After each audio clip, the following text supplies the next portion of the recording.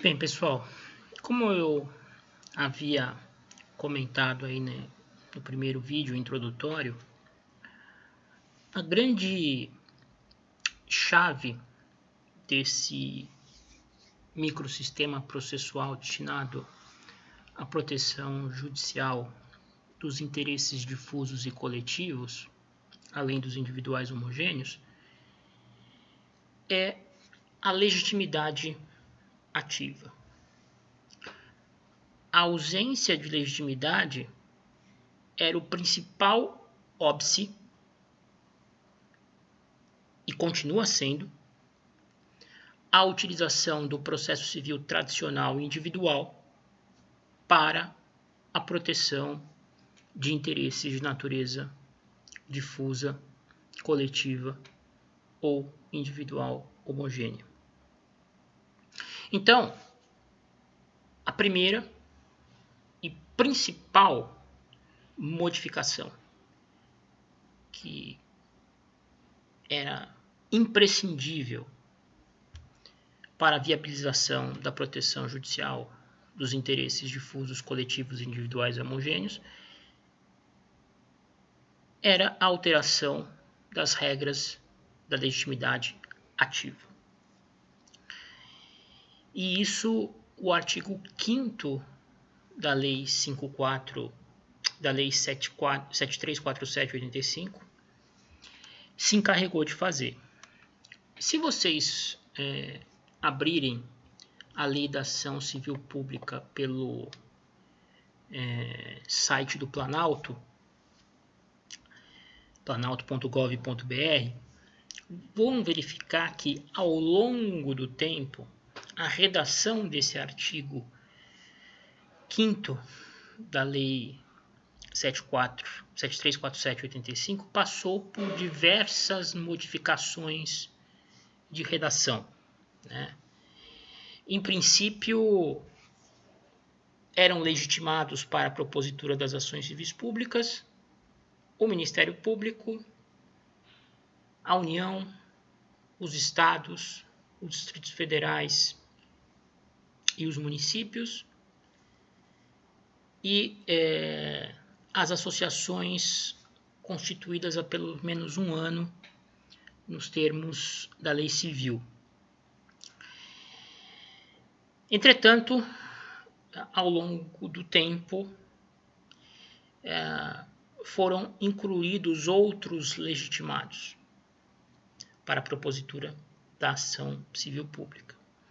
Então, a redação atual do artigo 5º da Lei da Ação Civil Pública, Lei 7347/85, garante legitimidade para a propositura da ação civil pública, seja ela principal ou seja ela de natureza cautelar, as tutelas cautelares antecedentes, né? O Ministério Público, a Defensoria Pública, a União, os estados, Distrito Federal e municípios, as autarquias, empresas públicas, fundações ou sociedades de economia mista e, por fim, as associações que concomitantemente estejam constituídas há pelo menos um ano, nos termos da lei civil, inclua entre suas finalidades institucionais proteção ao patrimônio público e social, ao meio ambiente, ao consumidor, à ordem econômica, à livre concorrência, aos direitos de grupos raciais, étnicos ou religiosos, ou ao patrimônio artístico, estético, histórico, turístico e paisagístico. Ou seja, para que uma associação possa mover uma ação civil pública, é preciso não apenas que ela esteja regularmente constituída há pelo menos um ano, ou seja, associações que não estejam regularizadas perante a lei, que não tenham registro nos órgãos competentes, não poderão representar qualquer grupo ou qualquer coletividade, porque estão, do ponto de vista jurídico, irregulares. E além de estarem regulares, essas associações têm que ter pertinência temática com aquilo com a natureza de interesses que será defendida por elas em juízo. Então, por exemplo, para que eu admita uma associação regularmente constituída há pelo menos um ano, propor uma ação civil pública de proteção, digamos, ao meio ambiente, é preciso que, entre as suas finalidades estatutárias, esteja prevista a proteção do meio ambiente. Eu não posso ter, por exemplo, uma associação cujo objetivo estatutário é atuar na defesa do meio ambiente, promovendo uma ação civil pública destinada à proteção de um determinado grupo racial ou religioso. Uma associação de proteção ao meio ambiente que ingresse com uma ação civil pública para garantir que os negros de uma determinada coletividade tenham acesso efetivo às cotas para ingresso em universidades que estão disponíveis a eles por lei. Essa associação não tem pertinência temática para ajuizar ação civil pública visando a proteção desse tipo de interesse. Então, vejam, Ministério Público, Defensoria Pública, União, Estado, Distrito Federal, municípios, autarquias, empresas públicas, fundações, sociedades de economia mista, não precisam demonstrar a pertinência temática. Agora, as associações precisam sim provar, que entre os seus objetivos institucionais encontra-se a proteção daquele tipo de interesse difuso ou coletivo que está sendo deduzido na ação civil pública por ela proposta. Ok? Bastante importante isso. Na prática, o que se observa? Cerca de 95% das ações civis públicas são movidas pelo Ministério Público. O Ministério Público foi eleito por aqueles que conceberam o texto original da Lei 7347 de 85 como o principal legitimado à defesa judicial dos interesses difusos e coletivos. Até porque o Ministério Público tem, e já possuía antes da Constituição de 88, uma feição de advogado da sociedade. O Ministério Público é quem promove a persecução penal, em nome da sociedade. É o Ministério Público quem ajuiza as ações penais públicas, visando a condenação daqueles que transgridem preceitos de natureza penal, quem pratica crimes. Então, o Ministério Público era a instituição até então existente naquele momento, com maior afinidade com a proteção desses interesses da coletividade, interesses da sociedade. Por isso foi eleito como principal legitimado à propositura das ações civis públicas. Posteriormente, foi criada a Defensoria Pública, a Defensoria Pública que ainda em alguns estados não existe. Em São Paulo, foi existir ali meados da primeira década do ano 2000. Ou seja, é uma instituição ainda muito nova, mas que também tem uma feição social. Por isso, a ela também, posteriormente, foi garantida a legitimidade para a propositura das ações civis públicas. União, Estado, Distrito Federal, municípios, autarquias, entes da administração direta e indireta, resumidamente, também tem uma missão de proteção do interesse público, né? Por isso receberam também essa legitimidade da lei da ação civil pública. Mas, na prática, foi o Ministério Público quem melhor se preparou institucionalmente para assumir esse encargo de propositura das ações civis públicas, também conhecidas por ações coletivas, né? O Ministério Público, no Brasil inteiro, conta atualmente com uma estrutura que assegura aos promotores de justiça com atribuição à defesa dos direitos individuais, dos direitos difusos coletivos, um aparato capaz de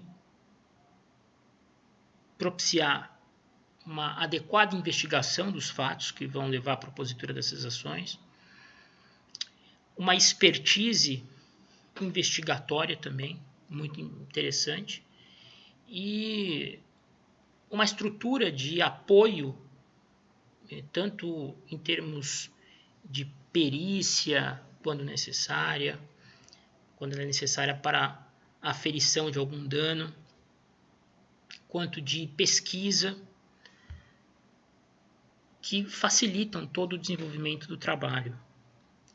Por isso, o Ministério Público ainda hoje é o principal autor de ações civis públicas no país.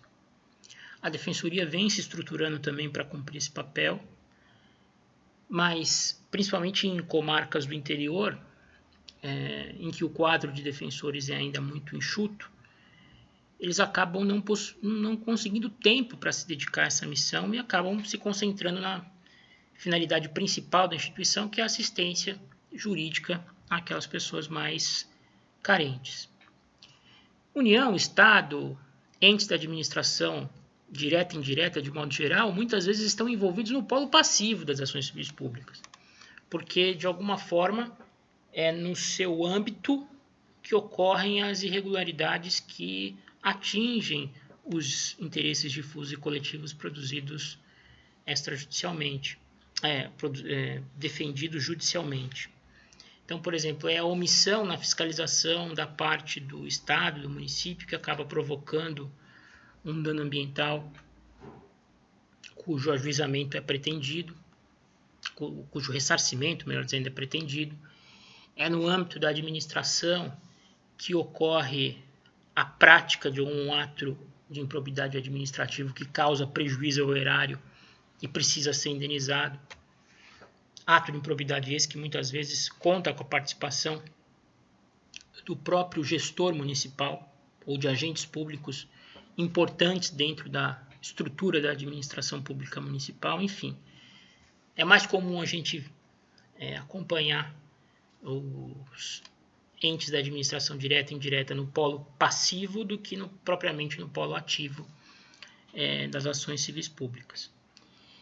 E, no que diz respeito às associações, ainda também é relativamente tímida a participação delas na tutela dos interesses difusos, coletivos ou individuais homogêneos. Nós podemos citar aí como exemplo de associação que atua com frequência aí na defesa desses interesses coletivos, o IDEC, né, que é o Instituto de Defesa do Consumidor. O IDEC é uma das poucas associações, né, bastante estruturadas aí para a proteção dos interesses coletivos de consumidores, porque a sua finalidade, pelo próprio nome, é de defesa do consumidor, e que promove várias ações judiciais com esse objetivo, né? Para vocês terem ideia da importância que o legislador conferiu ao Ministério Público nas ações civis públicas, o próprio artigo 5º da lei, no parágrafo 1º, diz que se o Ministério Público não intervier no processo como parte, ele necessariamente atuará como fiscal da lei. Ou seja, a ação civil pública tem que ter a participação do Ministério Público, mesmo ele não sendo o autor. Se ele não for o autor, ele é fiscal da lei. E mais, o parágrafo 3º do artigo 5º diz que, em caso de desistência infundada ou abandono da ação por associação legitimada, o Ministério Público ou outro legitimado assumirá a titularidade ativa. Então, se uma determinada associação propõe uma ação civil pública destinada à proteção de um determinado interesse difuso lesado, vamos supor, meio ambiente, e depois, por motivos desconhecidos, vem a desistir da ação, de repente a associação se desfez no curso da demanda, caberá principalmente ao Ministério Público assumir o polo ativo, né, e conduzir a ação até o seu desfecho.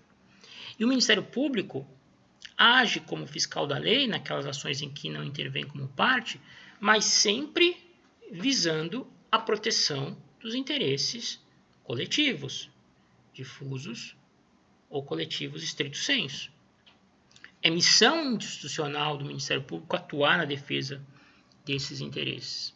Então, o Ministério Público pode, por exemplo, através da sua atuação como custos legis, solicitar a produção de provas que não tenha sido requerida pelo autor da ação, visando esclarecer uma determinada situação que mostre-se como fundamental para a garantia da proteção efetiva do direito difuso ou coletivo colocado em juízo.